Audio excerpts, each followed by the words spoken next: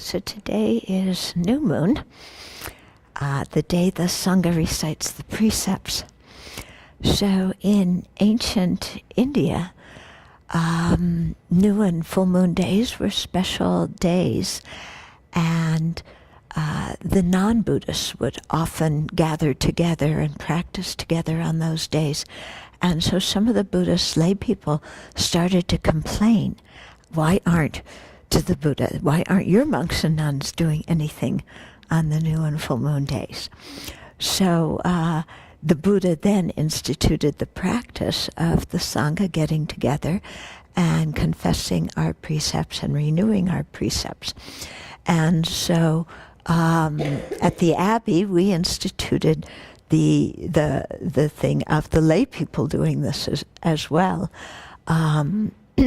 So some of you, I think most of you, have the 5 precepts, or at least 4 of them. You want to go out and get drunk and celebrate that everybody else has all 5. Yeah. So this evening you'll do a little ceremony. It's in the Pearl of Wisdom, Book 1, reviewing the precepts and confessing and purifying and reciting your precepts. And the Sangha will do the same. And then we also, today, all of us have taken the 8 Mahayana precepts, which we do on new and full moon days, as part of this whole process of repentance and restoration of our precepts. So, our precepts, it's so important for people to have the right attitude towards precepts. I think most of you who are at retreat do. Otherwise you probably wouldn't have made it so long in the Dharma to be able to come here. But, so often in our cultures we see, we have a lot of authority issues, and we see precepts, especially people who've been brought up in theistic religions, as something put on top of us that we didn't choose. Okay? God said, thou shalt not do X, Y, and Z. And we had no choice in it, but we're told that we have to follow these orders.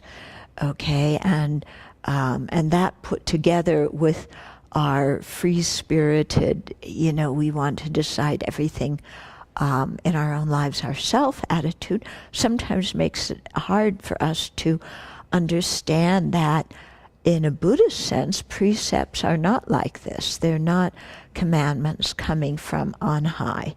Rather, they are something that we ourselves choose to follow. Okay, so we are voluntarily choosing to follow precepts. And then why do we voluntarily choose to do this? Because we've thought about things with our own wisdom. We've looked at our life with wisdom. We've read the news. We've looked at the 6 o'clock news, and we see that so much of the pain and misery in the world comes from people acting the opposite way than the precepts instruct.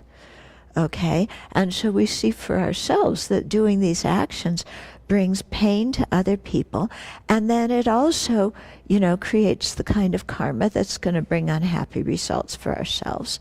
And plus, when we really look deeply inside our hearts, when we engage in, unvirtuous or unscrupulous actions, we don't really feel very good about ourselves. Okay? And so we take the precepts to help us do what we don't want to do anyway. Okay? Now this involves in the precepts, the precepts, put it this way, the precepts involve regulating 2 kinds of actions. One are naturally negative actions. The others are actions that the Buddha proscribed, okay, or said don't do. Yeah, so the naturally negative actions are the ones like killing, stealing, lying, sleeping around, these kinds of things.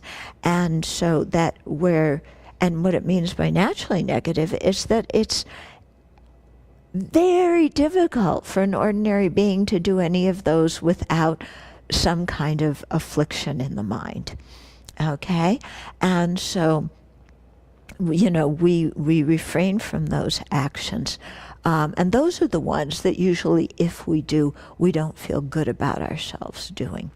Then those are the naturally negative ones. And the ones that the Buddha prescribed have more to do with just creating a spirit of harmony or etiquette or refraining from doing things that are annoying to other people.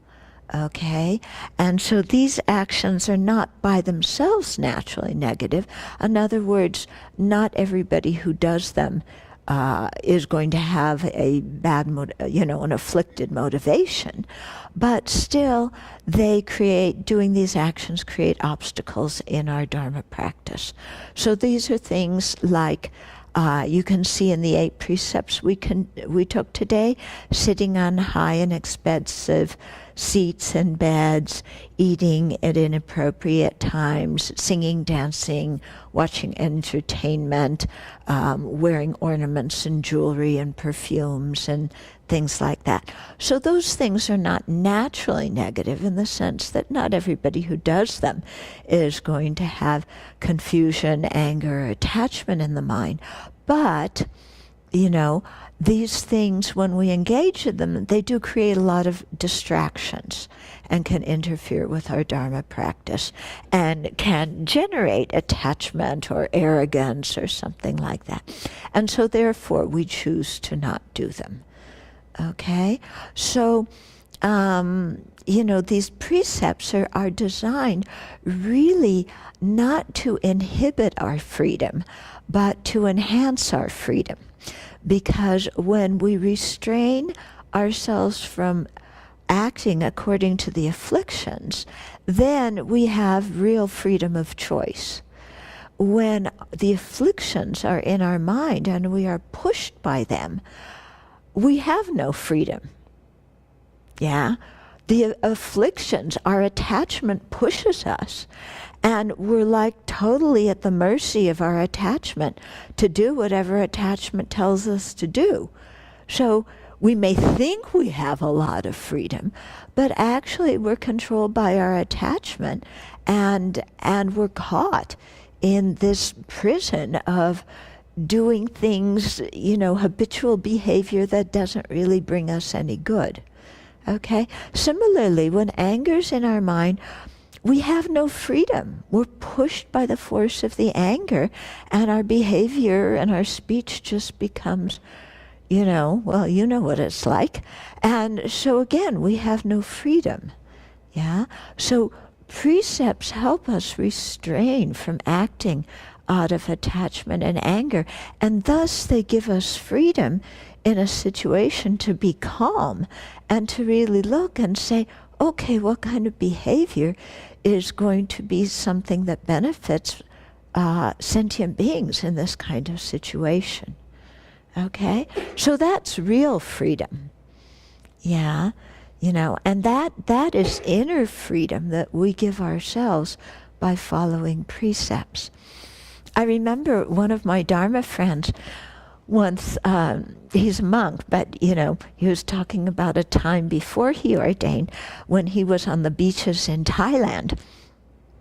And any of you who've been to the beaches in Thailand know what goes on among all the young travelers there.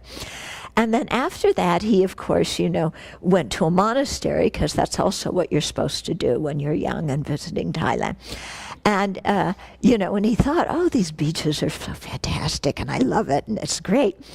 And then he went to the monastery and, can't do this, can't do that, can't do the other thing. But he looked at the people there, and he realized that they were a lot happier than he was when he was doing all the things on the beach. Yeah. So it was a big wake-up kind of thing for him, like, oh, restraining my afflictive mind, restraining my actions can bring me a lot more happiness than just acting out of attachment and jealousy and pride and confusion can. Okay? And so this is the kind of thing where you see by your own wisdom, by your own experience, and you then come to want to follow the precepts, not because somebody told you to, but because you've seen through your own wisdom and experience how they have a positive impact on your life. Okay? So that's what today is all about. And this evening, when we do our repentance and purification and renewal of precepts, this is how we should be thinking.